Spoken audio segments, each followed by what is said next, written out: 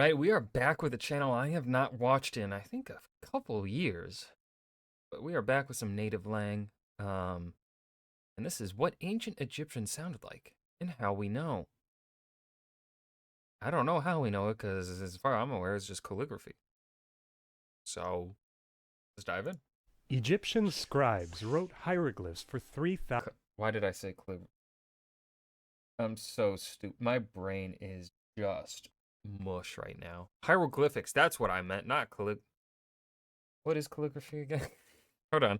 I'm going to Google. What is the calligraphy? Oh. Calligraphy is the beautiful writing or like the artistic style. God, I'm dumb. 1,500 years from the dawn of history Y'all know until what I they meant, fell right? silent, decades before the fall of Rome.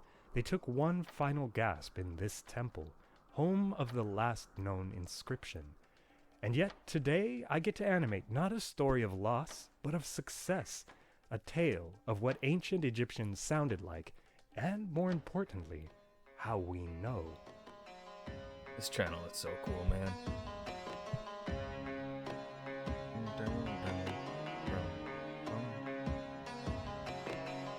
Ooh, I love this title sequence here. Intro sequence, whatever you want to call it. There's a popular narrative about the rediscovery of ancient Egyptian. It involves a Frenchman, an Englishman, and a stone. The first time I heard it, I remember cozying up on the couch to some documentary. You know, one where the camera pans slowly through pillars across temple walls, then cuts to a bright sun flare and clashing synth cymbals. I mean, that's pretty much every freaking Egyptian documentary, probably still to this day. It went like this. In ancient times, the hieroglyphs were forgotten. I wonder if he and I watched the same, because I don't know how old NativLang is, right? We know how old, Red and Blue are on OSP. But like, are NativLang and I in the same, like, age group here, where we would have experienced the same documentary? I feel like I probably watched the same. But, like, also, so many of those 2000s, I'm assuming we're talking 2000s documentaries, and probably 90s. So many documentaries, probably up until the last few years, did that whenever it was on Egypt. Slow pan, then to the sun. Dusty relics until the 1800s, when Napoleon invaded Egypt. A stone was found, the Rosetta Stone. Scholars marveled over the puzzling strings of birds and snakes and hooks and limbs. The stone bore 2 Egyptian scripts and, auspiciously, a rough translation in perfectly readable Greek. Champollion and Young both raced to unlock its secrets, tediously matching names in the Greek text back to the mysterious Egyptian symbols. By most accounts, the Frenchman won the game, and the language of Egypt was at long last Not restored. the French. Sacre bleu. Oh, past self, I know you were cozy and awestruck. Sorry to disenchant you. That story is... You think I'm about to say wrong? No, not that. More missing something, hiding in plain... Je me livre entièrement au corps. Je veux ce voile égyptien. Comment penser parce que cette-là, c'est bassément quand ça va. My French was horrible there, dude. I know that was bad. Oh my god. I'm throwing my whole self into Coptic. I want to know Egyptian as well as my French, because on this language will be based my great work, Jean-Francois Champollion. Sight in history, and even those famed decipher's own words. Something we can uncover by asking a different question. Not who deciphered it, but what did it sound like, and how do we know? 1810.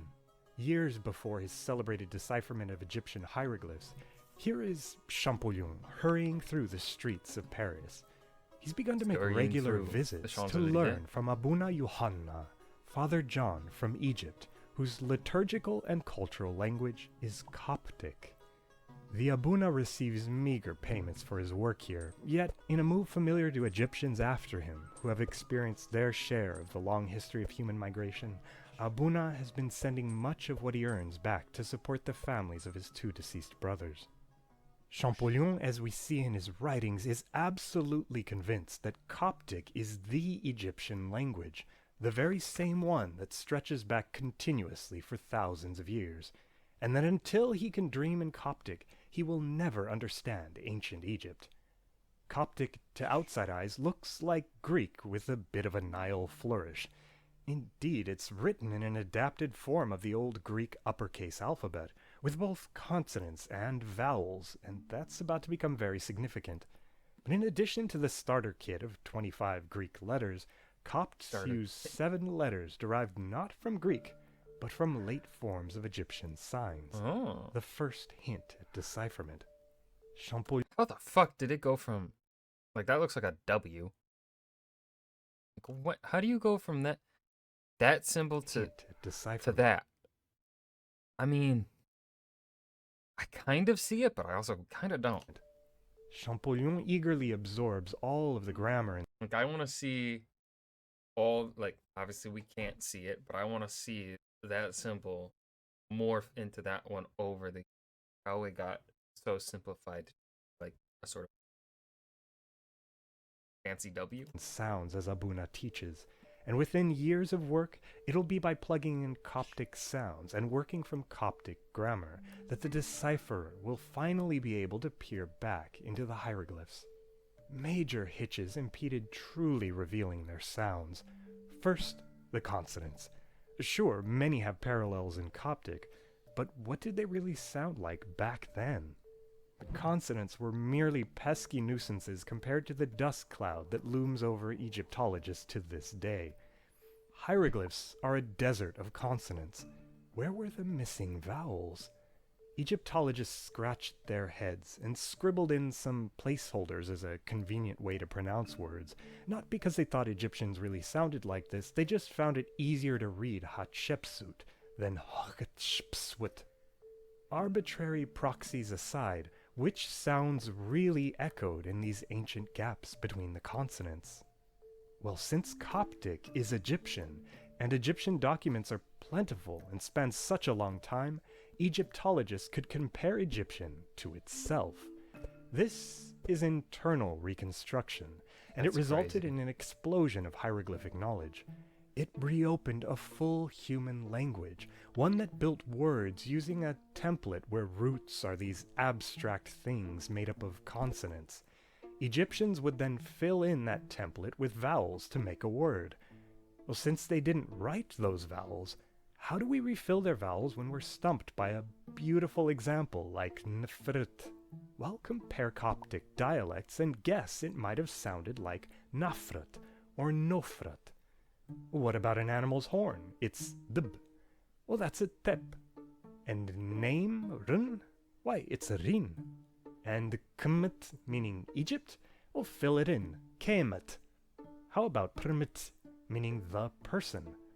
Paromat. Though you three stay put, because as we'll learn, your stories have a twist. Evidence also comes from the languages Egyptian interacted with. I'm trying to follow along, but again, I'm not a linguist, so... both in words they borrowed and words they lent. In the New Kingdom, during the reign of Ramses II, a decades-long conflict dragged on between Egypt and the Hittites. Wearily, the two sides settled on a peace treaty. They wrote this treaty in 2 versions, in hieroglyphs on a temple wall at Karnak, and on tablets in cuneiform. The elaborate hieroglyphic title of Ramses starts with 2 words, Nesut, king of Upper Egypt, and Biti, king of Lower Egypt.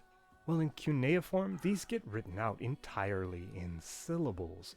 After comparison, you might reconstruct an old pronunciation, like Nasi Biyat. Do you notice something? Ramses' Egyptian seems to be dropping consonants, and presumably some vowels. It's evidence that the language changed over time. Indeed. As language does, yes. It evolved in stages, from old to middle to late to Demotic and Coptic. So Egyptian changed from what?